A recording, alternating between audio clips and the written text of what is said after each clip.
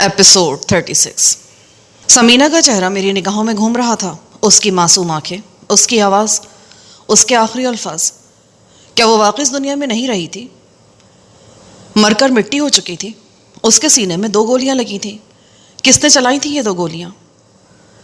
وہ یتیم مسکین لڑکی جس کی حفاظت کا وعدہ والد جی نے کیا تھا اور مرتے وقت جس کی ذمہ داری مجھے سونپی تھی، کل رات ماری گئی تھی۔ تم ہی کچھ بتاؤ خاور، آخر کیا ہوا سمینہ کے ساتھ؟ کیٹو نے پوچھا۔ اس کی تیز کھوجتی ہوئی نظریں میرے چہرے پہ گڑی تھیں۔ مجھے اس کے انداز نے تاؤ دلا دیا۔ میں نے پھنکارتے ہوئے کہا، ایسے کیا دیکھ رہے ہو میری طرف؟ اگر مجھ پر شبہ ہے تو پھر پکڑ لو مجھے، قانون کی مدد کرو، مجھے باندھ کے ڈال دو یہاں اور پولیس کو بلا لو۔ تمہارا بوجھ ہلکا ہو جائے گا اور میری جان بھی چھوٹے گی اس بھاگ دوڑ کے عذاب سے۔ لگوا دو مجھے ہتھکڑیاں۔ میں نے دونوں ہاتھ کیٹو اور تیمور کے سامنے کر دیے۔ میرے اس انداز نے کیٹو کا چہرہ متغیر کر دیا۔ کیسی باتیں کرتے ہو تم؟ ہم تم پر شبہ کر سکتے ہیں کیا؟ کیا ہم تمہیں جانتے نہیں ہیں؟ ہم تو صرف یہ بات کر رہے ہیں کہ تم کوئی بات نہ ہی کرو تو اچھا ہے۔ میں بس پیش ہو جانا چاہتا ہوں۔ میں اپنے گھر والوں کے لیے اور تم سب کے لیے مصیبتیں کھڑی نہیں کرنا چاہتا۔ جب میں نے کوئی جرم ہی نہیں کیا تو پھر میں کیوں بھاگوں؟ میں گرفتاری دوں گا اور پھر جو ہوگا دیکھا جائے گا۔ لیکن بیٹا جی، اس کے لیے بھی طریقے کی ضرورت ہے۔ گرفتاری سے پہلے ہمیں ایک دفعہ کسی اچھے وکیل سے مشورہ کر لینا چاہیے۔ چاچا رفاقت نے کہا، جن 2 وکیلوں کو تم نے نام بتائے تھے ان میں سے بس ایک ہی مل سکا ہے، لیکن وہ بھی ڈانو ڈول نظر آ رہا ہے۔ کیٹو بولا، کیا مطلب؟ وہ لمبڑ برادری کو اچھی طرح جانتا ہے۔ اسے پتہ ہے کہ یہ خطرناک لوگ ہیں اور معاملہ ان کی بیٹی کے قتل کا ہے۔ لیکن تمہیں مایوس ہونے کی ضرورت نہیں، میں ابھی پھر لاہور کے لیے روانہ ہو رہا ہوں۔ اللہ نے چاہا تو کل تک کچھ نہ کچھ ہو جائے گا۔ چاچا اندر گئے اور کچھ دیر کے بعد بڑے نوٹوں کی گڈی کے ساتھ واپس آئے۔ انہوں نے یہ گڈی زبردستی کیٹو کی جیب میں ڈال دی۔ وہ چلا گیا تو ہم ایک بار پھر امید و بیم کی کیفیت میں ڈوب گئے۔ مجھے سب سے زیادہ فکر بیبے اور عارفہ کی طرف سے تھی، لیکن اس کے ساتھ ساتھ ایک اطمینان بھی تھا، اور وہ یہ کہ بلقیس موجود ہے۔ وہ ان کی ہمدردی میں کوئی کسر نہیں اٹھا رکھے گی۔ تمہارا کیا خیال ہے تیمور، وہ کون لوگ ہو سکتے تھے؟ میں نے پوچھا۔ لگتا تو یہی ہے کہ میاں وارث نے گھر کے آس پاس اپنے اہلکار چھپائے ہوئے تھے۔ اسے پتا تھا کہ سمینہ کے بیان نے تم کو ضرور تنگ کرنا ہے، اور ہو سکتا ہے کہ سمینہ کو جھنجھوڑنے کے لیے تم اس کے پاس آؤ۔ لیکن ایک بات شک میں ڈالتی ہے، اگر وہ پولیس والے تھے تو انہیں چہروں پر ڈھانٹے باندھنے کی کیا ضرورت تھی؟ اور پھر سمینہ کا قتل؟ جب پولیس کسی کی دشمنی پر اتر آئے نا تو پھر کیا کچھ نہیں کر سکتی۔ اگر ان لوگوں نے تمہیں پھنسانے کا ارادہ کیا ہوا ہے تو پھر وہ ہر کام کر سکتے ہیں۔ سمینہ کے مرنے سے ہمارے مخالفوں کو 2 فائدے ہوئے ہیں۔ ایک تو یہ کہ اس کا پہلا بیان ہی آخری بیان ثابت ہو گیا، یعنی تم ہی شہوار کو مارنے والے ہو۔ دوسرے، سمینہ کی موت کا الزام بھی سیدھا سیدھا تم پر آ رہا ہے۔ یار، میرا دھیان آصف جا کی طرف بھی جا رہا ہے۔ کہیں ایسا تو نہیں کہ شامپور میں جو کچھ ہوا انہوں نے کیا ہو؟ یہ ایسی کوئی ناممکن بات بھی نہیں ہے، تیمور نے کہا۔ کھانا ہمارے سامنے ویسے کا ویسے ہی پڑا رہ گیا۔ چاچا سمیت کسی نے بھی اس میں سے ایک لقمہ نہیں لیا تھا۔ بلب کی زرد روشنی یرقان زدہ نظر آ رہی تھی۔ کسی قریبی کمرے میں چاچے کی بیمار بیوی ہولے ہولے کرا رہی تھی۔ اگلے روز کیٹو واپس نہیں لوٹا۔ اس سے اگلے روز بھی ہم اس کا انتظار کرتے رہے۔ اس کی وجہ سے ہماری پریشانیوں میں گوناگو اضافہ ہو گیا۔ کئی طرح کے اندیشے ذہن میں کلبلانے لگے۔ کہیں اسے بھی تو کوئی نقصان نہیں پہنچا دیا گیا، یا کہیں وہ بھی تو پولیس کے ہتھے نہیں چڑھ گیا۔ اگر ایسی کوئی بات تھی تو یہ ہمارے لیے بہت خطرناک تھی۔ ایسی صورت میں یہ ٹھکانہ بھی ہمارے لیے محفوظ نہیں تھا۔ کسی بھی وقت پولیس گھر کے دروازے پر دستک دے سکتی تھی۔ دوپہر کے وقت میں نے ایک بار پھر تیمور اور چاچا سے مشورہ کیا۔ مجھے لگ رہا تھا کہ ہم جتنی بھی دیر کر رہے ہیں اپنے کیس کو اتنے خراب کرتے جا رہے ہیں۔ میری رائے تھی کہ میں اپنے علاقے کے کسی معتبر شخص کے ذریعے اپنی گرفتاری دے دوں۔ چاچا رفاقت ظہر کی نماز پڑھنے کے لیے مسجد میں گئے تو واپسی میں انہوں نے اہم اطلاع دی۔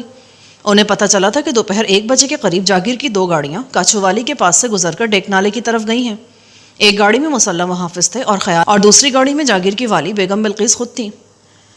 بلقیس کے ذکر نے میرے سینے میں ہلچل سی مچا دی۔ اس کے ساتھ ہی کئی سوال ابھرے۔ وہ جاگیر سے اتنی دور کیا کرنے آئی تھی اور کہاں گئی ہے؟ چاچے نے کہا، اندازہ ہے کہ بیگم جی ڈیک نالے کے کنارے پر کسی گاؤں میں گئی ہیں۔ یقینی بات ہے کہ ان کی واپسی بھی اسی راستے سے ہوگی۔ یہ بات خود میرے ذہن میں بھی آ رہی تھی۔ اگر بلقیس نے واپسی پر بھی یہاں سے گزرنا تھا تو پھر اس سے ایک مختصر ملاقات کی صورت بھی نکل سکتی تھی۔ میں اس کے سامنے اپنی زبان سے اپنی بے گناہی بیان کر سکتا تھا۔ اس کے علاوہ اپنے گھر والوں کے بارے میں بھی بات کر سکتا تھا۔ لیکن اس میں خطرہ بھی موجود تھا۔ اگر مخالف پارٹی کے کچھ لوگ یا کوئی مخبر وغیرہ بلقیس کے ارد گرد موجود تھے تو میں پھنس بھی سکتا تھا۔ سوچ بچار کے بعد میں نے تیمور کے ساتھ باہر نکلنے کا فیصلہ کر لیا۔ سورج ڈھلتے ہی دھوپ غائب ہو گئی تھی اور سرد ہوا چل رہی تھی۔ چاچا کے پاس ایک تانگا موجود تھا۔ میں نے اپنا چہرہ اونی مفلر میں چھپا لیا، گرم چادر بھی اوڑھ لی۔ گھر کے احاطے سے ہی ہم تانگے میں بیٹھ گئے۔ چاچا رفاقت کا خاص ملازم اچھو تانگا ہانکنے لگا۔ قریباً 10 منٹ بعد ہم گاؤں سے نکل کر ایک چھوٹے راج بہا کے کنارے گھنے درختوں میں پہنچ چکے تھے۔ راج بہا کے ساتھ ساتھ ایک کچا راستہ ڈیک نالے کی طرف جاتا تھا۔ ہم نے تانگا وہاں کھڑا کر دیا۔ پروگرام کے مطابق اچھو نے اپنے اوزاروں کی مدد سے تانگے کا ایک پہیہ علیحدہ کر دیا اور اس کے جوڑ توڑ میں مصروف ہو گیا۔ اب کوئی ہمیں دیکھتا تو یہی سمجھتا کہ راستے میں تانگے کا پہیہ نکل گیا ہے اور ہم مرمت میں مصروف ہیں۔ ہم کافی دن بعد باہر نکلے تھے، خاص طور سے تیمور تو کئی روز سے مسلسل چاچے کے گھر میں بند تھا۔ ہم باتیں کرتے رہے، قریباً 1 گھنٹہ گزر گیا۔ پھر کچے راستے پر گاڑی کی اڑائی ہوئی گرد نظر آنی شروع ہو گئی۔ ڈوبتے سورج کی روشنی میں نے پہچان لیا، یہ حویلی کی ہی جیپ تھی۔ میرے دل کی دھڑکن تیز ہوئی اور میں چادر لپیٹے جھاڑیوں سے نکل آیا۔ میری قمیص کے نیچے بھرا ہوا پستول موجود تھا۔ جیپ دھول اڑاتی بالکل نزدیک پہنچ چکی تھی۔ مجھے اگلی نشستوں پر ڈرائیور صوفی اسلم اور 2-3 مسلح محافظ نظر آئے۔ پچھلی سیٹوں پر بلقیس اور تاجو موجود تھیں۔ میں جیپ کے سامنے آ گیا اور دونوں ہاتھ اٹھا کر اسے رکنے کا اشارہ کیا۔ محافظ ایک دم چوکس ہو گئے۔ ان میں شبیر بھی موجود تھا۔ کیا بات ہے؟ شبیر نے کھڑکی سے سر باہر نکال دیا۔ اس کی گرفت آٹومیٹک رائفل پر مضبوط تھی۔ میں نے ادھر ادھر دیکھنے کے بعد چہرے سے مفلر ہٹا دیا۔ گاڑی میں موجود تقریباً سبھی افراد چونک گئے۔ میں نے بلقیس کی حیران آنکھیں دیکھی۔ شبیر، دروازہ کھولو، میں 2 منٹ بات کرنا چاہتا ہوں۔ شبیر حیران ہونے کے ساتھ ساتھ متذبذب بھی تھا۔ اس نے سوالیہ نظروں سے بیگم جی کی طرف دیکھا، پھر کوئی واضح اشارہ نہ پا کر اس نے میرے لیے دروازہ کھول دیا۔ میں اگلی سیٹوں پر شبیر کے پہلو میں بیٹھ گیا۔ یہ سب میرے ساتھی تھے یا ملازم تھے، لیکن اب سب کے چہروں پر بیگانگی کی جھلک نظر آتی تھی۔ وہ پریشان اور گنگ بیٹھے تھے۔ ان سب کی موجودگی میں بلقیس کو بے تکلفی سے مخاطب نہیں کر سکتا تھا۔ ویسے بھی وہ بے تکلفی اب گزرے زمانوں کی بات ہو چکی تھی۔ میں نے بلقیس کی طرف دیکھے بغیر اسے مخاطب کیا۔ میں آپ کا زیادہ وقت نہیں لوں گا، میں بس چند لفظوں میں آپ کو یہ بتانا چاہتا ہوں کہ میں گناہ گار نہیں ہوں۔ میں نے شہوار کو نہیں مارا اور نہ ہی سمینہ کی موت میں میرا کوئی ہاتھ ہے۔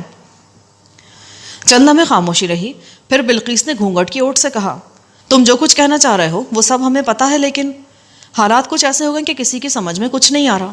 بھایا جی عزیز نے بڑے وکیل راٹھور صاحب کو بلوایا تھا، وہ بھی کوئی امید دلا کر نہیں گئے۔ ان کا بھی کہنا یہی ہے کہ تم نے بھاگ کر اپنا کیس اور خراب کر لیا ہے۔ ٹھیک ہے جی کہ مجھ سے یہ غلطی ہوئی، اور ہو سکتا ہے میری جگہ چودھری عزیز بھی ہوتے تو ان سے بھی ایسی غلطی ہو جاتی، لیکن غلطیوں کو ٹھیک بھی تو کیا جا سکتا ہے۔ میں اب پیش ہونا چاہتا ہوں۔ اس بات کا بلقیس کی طرف سے کوئی جواب نہیں آیا۔ وہ جیسے خود کو اس مسئلے پر رائے دینے کا حل نہیں سمجھ رہی تھی۔ بیبے جی اور عارفہ کا کیا حال ہے؟ ابھی تک تو وہ خیریت سے ہی ہیں۔ میں آپ کو ایک بار پھر بتا دینا چاہتا ہوں کہ ان دونوں اموات میں میرا کوئی ہاتھ نہیں، میں بالکل بے قصور ہوں۔ پتہ نہیں مجھے کس جرم کی سزا مل رہی ہے، بس اللہ سے معافی مانگنی چاہیے۔ اس نے بظاہر عام سے لہجے میں کہا، لیکن یہ عام لہجہ نہیں تھا اور یہ فقرہ بھی عام نہیں تھا۔ میں نے محسوس کیا کہ یہ فقرہ خاص سمت میں اشارہ کر رہا ہے، ان دنوں کی طرف جب ہمارے درمیان ایک مواصلاتی رابطہ تھا اور ہم ایک تیز بہاؤ میں بہتے جا رہے تھے، اور ان سارے واقعات کی طرف جو اس دور جنوں میں رونما ہوئے۔ اسی دوران میں مجھے جیپ کے عقب میں ایک اور گاڑی کے آثار نظر آئے۔ وہ دھول اڑاتی تیزی سے ہماری طرف بڑھ رہی تھی۔ مجھے یاد آیا کہ چاچا رفاقت نے 2 گاڑیوں کا ذکر کیا تھا، یہ دوسری گاڑی شاید تھوڑی پیچھے رہ گئی تھی۔ یہ کون آ رہا ہے شبیر؟ باقی کے گارڈز ہیں، ساتھ میں چودھری عزیز بھی ہیں، شبیر نے بتایا، پھر ذرا توقف سے بولا، یہ ہمارے ساتھ ہی تھے۔ راستے میں چودھری عزیز کا ایک جاننے والا مل گیا تھا، وہ 2 منٹ کے لیے ان کے پاس رک گئے تھے۔ ہم نے ذرا آگے مغلوں کے باغ میں رک کر ان کا انتظار کرنا تھا۔ مجھے امید نہیں تھی کہ یہاں چودھری عزیز سے بھی ملاقات ہو جائے گی۔ چندی لمحوں بعد تیز رفتار جیپ ہمارے قریب آ کر رک گئی۔ اس میں اگلی سیٹ پر چودھری عزیز نظر آ رہا تھا، پچھلی سیٹوں پر گارڈز بھرے تھے۔ عام طور پر حویلی کی جیپ کے ساتھ جو گارڈز جاتے تھے وہ گھوڑوں پر سوار ہوتے تھے، مگر کبھی کبھی راستے کی مناسبت سے گاڑی بھی استعمال کی جاتی تھی۔ میں بلقیس والی جیپ سے نکل کر چودھری عزیز کے پاس پہنچ گیا۔ چودھری بھی مجھے دیکھ کر ششدر رہ گیا۔ وہ جلدی سے باہر نکلا اور مجھ سے بغل گیر ہوا۔ اس نے میرا خراشوں سے بھرا ہوا چہرہ اور میرا حلیہ دیکھا تو اس کے چہرے پر دکھ کے سائے لہرا گئے۔ یار، یہ سب کیا ہو گیا؟ اس نے ایک بار پھر مجھے گلے سے لگایا۔ ڈکیت بارے والے واقعے کے بعد سے چودھری عزیز بتدریج بہت بدل گیا تھا۔ اس نے صوفی اسلم کو ہدایت کی کہ وہ اپنی گاڑی آگے مغلوں والے باغ میں لے جائے۔ دونوں گاڑیاں آگے پیچھے اس اجڑے ویران باغ میں داخل ہو گئیں۔ یہاں 1-2 جگہ ٹوٹی پھوٹی پرانی دیواریں اور 2-4 برجیاں موجود تھیں۔ چودھری نے اپنی گاڑی کے سارے محافظوں کو گاڑی سے باہر نکال دیا۔ اب گاڑی میں صرف ہم دونوں تھے۔ شام کے سائے گہری تاریکی میں بدلتے جا رہے تھے۔ چودھری نے اپنی چھوٹی چھوٹی داڑھی میں انگلیاں چلاتے ہوئے کہا، میں تو دن رات دعا کر رہا تھا کہ کسی طرح تم سے ملاقات ہو جائے، یہ تو بہت اچھا ہوا ہے۔ پھر اس نے مجھ سے پوچھا کہ میں کہاں ٹھہرا ہوں اور کیسے یہاں پہنچا ہوں۔ چودھری کو بتا دینے میں حرج نہیں تھا، مگر خطرہ اس بات کا تھا کہ کل کلا کہیں چودھری بھی پولیس کی تفتیش میں نہ جکڑا جائے۔ میں نے کاچو والے کا نام نہیں لیا اور اسے یہی بتایا کہ ابھی یہاں وہاں بھٹک رہا ہوں اور تیمور بھی میرے ساتھ ہے۔ چودھری کی آنکھوں میں تشویش کے گہرے سائے دکھائی دیتے تھے۔ اس نے میرا کندھا دبایا اور لرزتی ہوئی آواز میں بولا، ایک بات پتھر پر لکیر ہے اور تم بھی اس کو اچھی طرح ذہن میں بٹھا لو، اگر اس موقع پر تم نے گرفتاری دی تو پولیس نے تمہیں زندہ نہیں چھوڑنا، پورا پروگرام بنا ہوا ہے، مجھے ساری بات کا پتہ ہے۔ یہ کیا کہہ رہے ہو چودھری؟ وہی جو سچ ہے، یہ تو اللہ کا کوئی خاص کرم ہے جو میری تم سے ملاقات ہو گئی، میری تو کچھ سمجھ میں نہیں آ رہا تھا کہ کیا کروں۔ چودھری کی آواز بدستور لرز رہی تھی۔ اس نے لہجہ مزید دھیما کرتے ہوئے کہا، اندر خانے موکلوں اور لمبڑوں میں پورا گٹھ جوڑ ہو چکا ہے، میاں وارث نے ان کو یقین دلایا کہ وہ اس ہلے گلے میں تمہیں ہر صورت پار کر دے گا۔ گرفتاری کے وقت پولیس مقابلہ بنا دینا یا حراست سے دوبارہ فراری کا ڈرامہ رچانا ان کے لیے بالکل مشکل نہیں۔ یہ تم نئی بات بتا رہے ہو چودھری عزیز، میں تو آج کل میں پیش ہونے کا سوچ رہا تھا، تیمور کا بھی یہی خیال تھا۔ مجھے بھی اسی بات کا ڈر لگا ہوا تھا۔ یہ دیکھو، میں تمہارے سامنے ہاتھ جوڑتا ہوں، اس طرح کا خیال ابھی ذہن میں لانا بھی نہیں ہے۔ وہ خبیث میاں وارث بالکل زہری ناک بنا ہوا ہے۔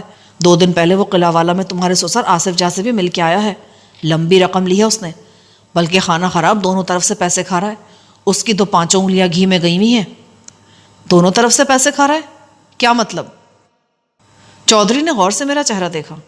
تمہیں بلقیس نے بتایا نہیں کہ ہم کہاں سے آ رہے ہیں؟ نہیں۔ تمہاری والدہ اور بہن کے بارے میں بھی کچھ نہیں بتایا؟ میں چونک گیا اور ایک بار پھر نفی میں سر ہلا دیا۔ آج صبح سویرے 5 بجے کے قریب انہیں پھر پولیس پکڑ کر لے گئی تھی۔ 9-10 بجے بلقیس اور میں نے بڑی مشکل سے ان کی جان چھڑوائی ہے۔ میاں وارث نے پورا 70,000 روپیہ لیا ہے۔ میرے ہاتھ پاؤں لرزنے لگے، جی چاہا کہ خود کو مار دوں یا میاں وارث اور اس جیسے سارے دشمنوں کو ختم کر ڈالوں۔ اب کہاں ہیں وہ دونوں؟ میاں وارث سے اتنا معاملہ طے ہوا ہے کہ وہ دونوں عورتوں کو بیجا تک نہیں کرے گا، اور اگر ان سے تفتیش کی ضرورت پڑی بھی تو ہم انہیں خود ساتھ لے کر جائیں گے اور ساتھ لے کر واپس آئیں گے۔ میاں وارث کی طرف سے تسلی ہونے کے بعد ہم تمہاری والدہ اور بہن کو بچے سمیت چھوڑ کر ہی تو آ رہے ہیں۔ یہ سب کچھ بڑی رازداری سے ہوا ہے۔ ان دونوں نے ٹوپی والے دیسی برقعے پہن رکھے تھے۔ شبیر کے سوا کسی محافظ کو بھی نہیں پتا کہ یہ دونوں عورتیں کون ہیں۔ یہاں بلقیس کی خالہ زاد بہن رہتی ہے، اس کے گھر میں وہ بالکل حفاظت اور آرام سے رہیں گی۔ وہاں راجوال میں کوئی مسئلہ تھا کیا؟ سب سے بڑا مسئلہ تو یہ موکھر اور لمبڑ ہی ہے، خاص طور سے لمبڑ آصف جاں۔ بلقیس کو اور مجھے ہر وقت یہ ڈر رہتا تھا کہ آصف جاں تمہارے گھر والوں کو کوئی نقصان نہ پہنچائے۔ وہ بالکل آگ بگولا ہو رہا ہے، اس کے کندھے سے ہر وقت رائفل لٹکتی رہتی ہے اور وہ علاقے میں جیپ بھگاتا پھرتا ہے۔ اس کے 2 نہایت خطرناک کارندے بھی ہر وقت اس کے ساتھ ہوتے ہیں۔ چودھری نے مجھے آصف جاں کے بارے میں اور بھی کئی باتیں بتائیں جن سے پتہ چلتا تھا کہ اس نے میری تلاش میں دن رات ایک کیے ہوئے ہیں۔ چودھری سے 10-15 منٹ تک بات چیت ہوئی۔ اس بات چیت کے بعد یہ نتیجہ خاص کرنا مشکل نہیں تھا کہ اپنی گرفتاری پیش کرنے کا فیصلہ نہایت خطرناک ثابت ہو سکتا ہے۔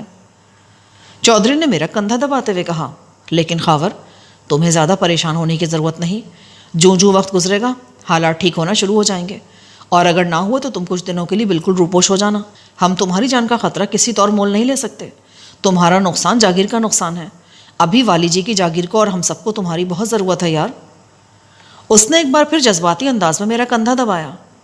پھر اس نے مجھے ڈسکے کا ایک ٹیلی فون نمبر دیتے ہوئے کہا، اس نمبر پر فراست علی نام کا ایک بندہ ہوگا، تم اس کو میرے لیے جو بھی پیغام دو گے وہ 1 گھنٹے کے اندر اندر مجھے مل جائے گا۔ گاؤں کی تازہ ترین صورتحال بھی تمہیں فراست سے معلوم ہوتی رہے گی۔ تم جہاں بھی جاؤ وقتاً فوقتاً فراست کو فون کرتے رہنا۔ میں نے بھی تمہیں کو پیغام دینا ہوگا تو فراست کے ذریعے ہی دوں گا۔ تمہاری یہ بات تو ٹھیک ہے کہ مجھے ابھی کچھ عرصے کے لیے روپوش رہنا چاہیے، لیکن اس معاملے کو زیادہ لمبا بھی نہیں کیا جا سکتا۔ میری خواہش تو ہے کہ کسی بڑے پولیس افسر یا پھر کسی معتبر سیاسی بندے کے ذریعے گرفتاری دے دی جائے۔ جن لوگوں کے ذریعے گرفتاری دی جائے وہ ہمیں اس بات کی ضمانت دے کہ ہمارے ساتھ قانون کے مطابق سلوک ہوگا۔ مجھے یقین ہے چودھری کہ اگر ہم عدالتوں تک پہنچ گئے تو کامیاب ہو جائیں گے، ہماری بے گناہی ثابت ہو جائے گی وہاں۔ تم درست کہہ رہے ہو، پر اس کے لیے تھوڑا وقت درکار ہے۔ میں اپنے طور پر بھی کچھ ایسے ضامن ڈھونڈنے کی کوشش کرتا ہوں جو گرفتاری دینے میں ہماری مدد کر سکیں، لیکن جب تک ہمیں تسلی بخش ضامن نہیں ملیں گے ہم نے میاں وارث کے قریب نہیں پھٹکنا۔ چودھری کا لہجہ حتمی تھا۔ اس نے بلقیس والی جیپ میں جا کر اس سے بھی 5-10 منٹ مشورہ کیا، پھر آ کر مجھے بتایا، تم اپنی اماں اور بہن کی طرف سے بالکل بے فکر رہو۔ ہمارے ہوتے ہوئے کوئی بھی ان کی طرف میلی نظر سے نہیں دیکھ سکتا۔ بس تم اپنے آپ کو سنبھال لو، بلکہ میرے خیال میں تو کوشش کرو کہ کچھ عرصے کے لیے اس علاقے سے ہی نکل جاؤ۔ میں نے چودھری عزیز سے کہا کہ وہ کسی بھی طرح میرے سسر آصف جاں سے ملاقات کرے اور میری طرف سے اس کا ذہن صاف کرنے کی کوشش کرے۔ چودھری نے کہا کہ وہ اگلے چند دن میں خود یا کسی بندے کے ذریعے آصف جاں سے ضرور بات کرے گا۔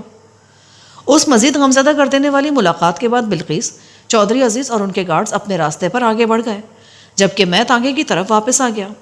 وہاں سخت سردی میں تیمور اور اچھو میرا انتظار کر رہے تھے۔ رات کو انگیٹھی کے گرد بیٹھ کر ہاتھ سیکتے ہوئے میں نے چاچا رفاقت کو بلقیس اور چودھری سے ملاقات کی پوری تفصیل بتائی۔ یہ بات چاچے کو بھی پسند آئی کہ بلقیس نے میری ماں اور بہن کی جان پولیس والوں سے چھڑوا کر انہیں ڈیک نالے کے کنارے ایک دور دراز گاؤں میں پہنچا دیا ہے۔ کیٹو کی واپسی ابھی تک نہیں ہوئی تھی۔ اس کے حوالے سے مختلف اندیشے ذہن میں سر اٹھا رہے تھے۔ کیٹو پر ہمیں پورا اعتبار تھا، اس پر کسی طرح کا شبہ کرنا بہت مشکل تھا۔ بس ذہن میں بار بار یہی خیال ابھر رہا تھا کہ اس کے ساتھ کوئی معاملہ نہ ہو گیا ہو۔ رات کو پریشانی کے عالم میں دیر تک کروٹیں بدلتا رہا۔ تیمور سو گیا تھا۔ نیند کی حالت میں بھی اس کے چہرے پر پریشانی اور تکلیف کے سائے لہرا رہے تھے۔ اچانک کچھ مدھم آوازوں نے مجھے چونکایا۔ میں لحاف سرکا کر اٹھا اور ننگے پاؤں آوازوں کی سمت گیا۔ یہ آوازیں چاچا رفاقت کے کمرے سے ابھر رہی تھیں۔ یوں لگتا تھا کہ چاچے کی بیمار بیوی اس سے جھگڑ رہی ہے۔ میں کچھ اور آگے بڑھا اور دروازے کے پاس آیا تو آوازیں ذرا وضاحت سے سنائی دینے لگیں۔ چاچی کہہ رہی تھی، ہونا ہوانا کچھ بھی نہیں ہے، ان کے ساتھ ساتھ تمہیں بھی ہتکڑیاں لگنی ہیں اور مجھے بھی۔ یہاں ایڑیاں رگڑ رگڑ کر مرنا ہے۔ کوئی چھوٹا موٹا جرم ہوتا تو بات بھی تھی۔ تم خود بتا رہے کہ ان پر قتل کا معاملہ بنا ہوا ہے۔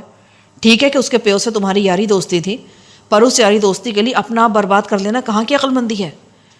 او آہستہ بول اللہ دی بندی، کہیں وہ سن نہ لیں۔ سن لیں، سنتے ہیں تو مجھے کسی کی پرواہ نہیں۔ جو جمع پونجی تھی وہ تو تم نے ان کے ہاتھ میں تھما دی وکیل کرنے کے لیے، اب اور لوڑ پڑے گی تو بھینس اور گھوڑے بیچنا شروع کر دینا۔ چاچے کی بیوی تڑک کر بولی، میں کہتا ہوں چپ کر جا، تو میرے معاملوں میں نہ بول۔ کیوں نہ بولوں؟ چاچے کی بیوی نے فقرہ مکمل نہیں کیا تھا کہ اسے کھانسی کا دورہ پڑ گیا۔ یوں لگتا تھا کہ اس کا دم الٹ گیا ہے۔ چاچا رفاقت اسے پانی وغیرہ پلانے میں مصروف ہو گیا۔ صبح بھی گاؤں کی مسجد سے اذان کی آواز نہیں ابھری تھی کہ میں اور تیمور بڑی خاموشی کے ساتھ اپنے محسن چاچے رفاقت کے گھر سے نکل آئے۔ چاچے کے گھر سے ہم نے 2 کسیوں کے سوا اور کچھ نہیں لیا تھا۔ یہ کسیاں ہمارے کندھوں پر تھیں۔ ہم نے گرم چادروں کی بکلیں مار رکھی تھیں اور کاشتکاروں ہی کے انداز میں کھیتوں کے درمیان تنگ پگڈنڈیوں پر چلتے آگے بڑھ رہے تھے۔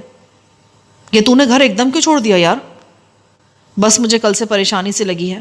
بلقیس اور عزیز کے ساتھ کوئی 1 درجن محافظ بھی تھے۔ ان محافظوں نے بھی مجھے یہاں دیکھ لیا ہے۔ اس کا مطلب ہے کہ یہ جگہ ہمارے لیے کچھ زیادہ محفوظ نہیں رہی۔ پھر ابھی تک کیٹو کا بھی کوئی پتہ نہیں چل رہا۔ میں نے اصل بات چھپاتے ہوئے کہا، اب کہاں کو جانا ہے؟ رات میرے ذہن میں ایک بات آئی ہے۔ لیاقت کالے کا چاچا MP امین چودھری بڑا اثر و رسوخ والا بندہ ہے۔ سنا ہے کہ اگلے مہینے وزیر بھی بننے والا ہے۔ اوپر تک اس کے رابطے ہیں۔ اس کا رویہ ہمارے ساتھ دوستی والا رہا ہے۔ ہاں یہ بات تو ہے، خاص طور سے تمہارے ساتھ تو اسے کافی لگاؤ ہے۔ تمہیں ہر وقت قیمتی مشورے دینے کی فکر میں رہتا ہے۔ تو کیوں نہ اسے ایک اور مشورے میں شامل کر لیا جائے؟ میرا مطلب ہے کہ ہم اس کے مشورے سے اور اس کے ذریعے گرفتاری دیں۔ بات تو سمجھ میں آتی ہے۔ تیمور نے ٹیڑھی میڑھی پگڈنڈی پر میرے ساتھ ساتھ چلتے ہوئے کہا۔ ہم منہ اندھیرے کاچو والی سے روانہ ہوئے تھے۔ 10 بجے کے قریب ہم قلعہ والا کے نوا میں پہنچ چکے تھے۔ یہ کڑاکے کی سردی کا ایک ابر آلود دن تھا۔ یخ ہوا چل رہی تھی۔ قلعہ والا سے قریباً 2 میل پہلے ہی MP امین چودھری کا ڈیرہ آ جاتا تھا۔ علاقے کا واحد ٹیوب ویل امین چودھری کے ڈیرے پر تھا۔ یہاں بہت سے درخت تھے اور نیم پختہ عمارت بھی بنی ہوئی تھی۔ میں ایک دفعہ پہلے بھی وہاں آ چکا تھا، مگر تب حالات اور تھے۔ اب تو میں اور تیمور کھیت مزدور کے حلیے میں تھے اور پولیس سے اپنی جانیں بچاتے پھر رہے تھے۔ قلعہ والا وہ علاقہ تھا جہاں ہمیں دوہرا خطرہ لاحق تھا، ایک پولیس کا، دوسرے نمبر آصف جاں کا۔ ڈیرے کے دروازے پر MP امین کی ہری نمبر پلیٹ والی جیپ کھڑی تھی۔ گیٹ کا مسلح محافظ پہلے تو مجھے پہچاننے میں ناکام رہا، تاہم میرے تعارف کرانے پر اس کے چہرے پر شناسائی اور حیرت کے تاثرات ابھر آئے۔ اس کا نام سعید شاہ تھا۔ وہ مسافہ کرنے کے بعد مجھے اور تیمور کو تیزی سے اندر لے گیا اور بیٹھک میں بٹھا دیا۔ اپنی کسیاں ہم نے باہر ہی رکھ دی تھی۔ ابھی دن کا آغاز ہوا تھا، اسی لیے بیٹھک خالی پڑی تھی۔ میں نے سعید شاہ سے کہا، ابھی یہاں کسی کو میرے آنے کی خبر نہیں ہونی چاہیے۔ سب سے پہلے میں امین صاحب سے ملنا چاہتا ہوں۔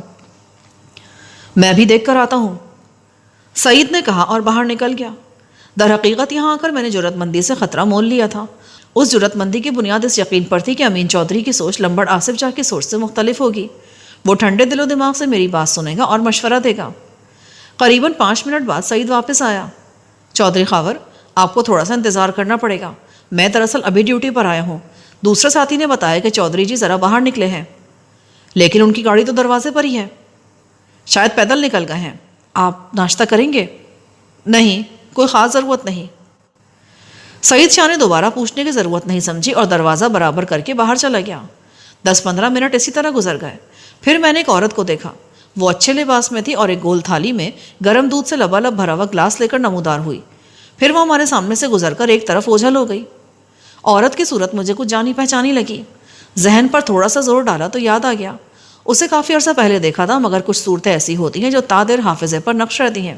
شروع میں جب لیاقت کالے نے مکھن وال جانے کا راستہ بند کر دیا تھا اور میں اس سے وجہ پوچھنے کے لیے اس کے ڈیرے پر پہنچا تھا، تو وہاں ایک لڑکے کو دیکھا تھا جسے سزا کے طور پر دھوپ میں کھڑا کیا گیا تھا، اور ایک عورت کو دیکھا تھا جو لیاقت کے کارندوں سے لڑکے کے لیے رحم کی درخواست کری تھی. اس عورت کا مسکین چہرہ ابھی تک میرے ذہن پر نقش تھا. یہ وہی عورت تھی. اس نے لیاقت کے کارندوں سے کہا تھا کہ ہم بہت جلد قرضہ واپس کر دیں گے، وہ اس لڑکے کو چھوڑ دیں. آج وہ عورت یہاں لیاقت کالے کے چاچے MP امین کے ڈیرے پر نظر آئی تھی. پچھلے برسوں میں اس کے ساتھ پتہ نہیں کیا کچھ ہو چکا تھا. شاید وہ تھوڑے سے قرضے کی پاداش میں یہاں عمر قید کی سزا بھگت رہی تھی. اس کی عمر 45 کے قریب نظر آتی تھی. 2 منٹ بعد وہ پھر نمودار ہوئی. اس نے آواز دی، شاہین بیٹی. کہیں اندر سے آواز آئی، آئی امی. پھر ایک 21-22 سالہ لڑکی ہاتھ میں ڈونگا سا پکڑے ماں کے پیچھے اوجھل ہو گئی.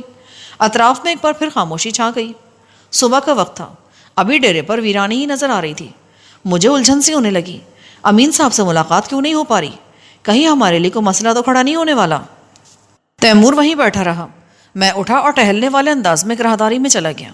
ہمت کر کے تھوڑا آگے گیا تو مجھے کچھ مدھم آوازیں سنائی دیں. ان آوازوں میں امین چودھری کی بھاری آواز میں نے صاف پہچان لی.